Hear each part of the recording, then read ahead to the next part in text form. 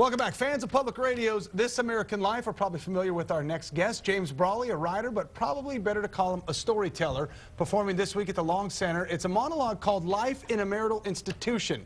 One reviewer calls it 20 years of monogamy and one terrifying, hilarious evening. Good to see you. Thanks for being here. Yeah, thank you so much for having me. Hey, Long Center starting tomorrow. Tell us about the show. I mean, as I told you before we started, I can't find a bad word about it. Everybody loves it. Well, I love everybody. Yeah.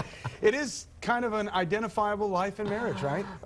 Yes, and some of the themes that go through it. It's a very unusual story. Yeah. It starts out in a hospice. This is a true story. I'm there with my sister. I'm telling her I love her. She's saying, well, do you love me enough to trade places? Yeah. And I say, well, would you want to be in my marriage? Would you want to trade places with me? And she says in so many words, I'd rather die. I'll take the place that I am, right? And so the show goes on from there. Okay, and a lot of anecdotal things that, I mean, is it that the audience can relate to this? Do you get the point where people say, yes, I know exactly what he's talking about, just nobody's expressed it that way before?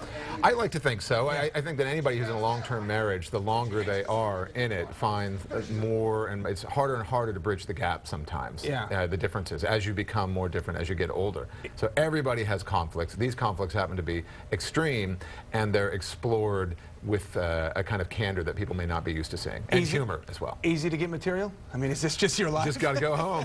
Exactly. Got to go home, open up the power book, and take notes. Yeah, tell us how it all began. How did this originate? I was telling stories at a place called The Moth in New York City, and they have a contest, an open mic, and I started performing 5-6-minute stories there, winning the contests, and so I saw that there was an audience for what I did, and I ultimately sold my apartment, moved into the storage unit in New York City, moved the wife and kids upstate, and began writing and developing it from there. And stories that you tell now, is it just like, hey, you know what, this guy's just as crazy as the rest of us. This guy has the stories that we can all identify with, and maybe a step further. Probably a step further. I think the audience can identify with me. Yeah. Given the content that I'm bringing, I'm extremely normal compared to my content. And so the audience allows me to be their guide into a world that they may not have been in before, but where they'll find the emotional stakes are the same as in their own relationships. Your wife, Susan, the topic of many of the evening. Anybody ever feel the right to defend? Does she ever get the chance to defend herself a little bit as far as, you know, some of your quirkiness as opposed to hers? Well, the key to making a monologue work is that you can't hammer anybody. Right. You know, if it comes off feeling like a wife-bashing hammer fest, it's not any fun. And so I like to think, rightly or wrongly, that in the show I make fun as much of myself as anybody. Everybody's foibles are on display. Right, exactly. Is it intimate as far as it's just you and the audience? Do you find that to be as effective as you anticipated?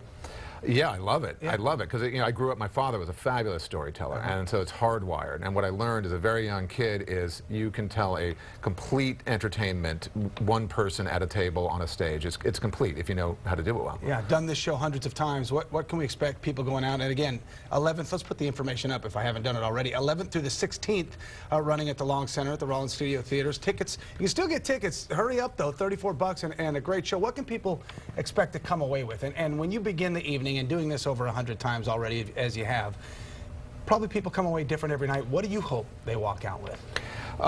It was worth my time. Yeah. I had a great time. It was really, really funny, and no matter how bad we thought things were, it's a hell of a lot better than we thought. Let me give you a hug and a kiss, honey. Right, with your sister saying, well, I think I'll stay where I am. Yeah, yeah. You know, some people have easy marriages. Mine was very difficult, but I explored it in a way that I hope people can relate to. Yeah, I think the most poignant words were love means always having to say I'm sorry, right? All right, James Brawley, hey, the show is the 11th through the 16th at the Long Center. Thanks for being here. Thank you so much. Really appreciate it. Quickly to get some tickets.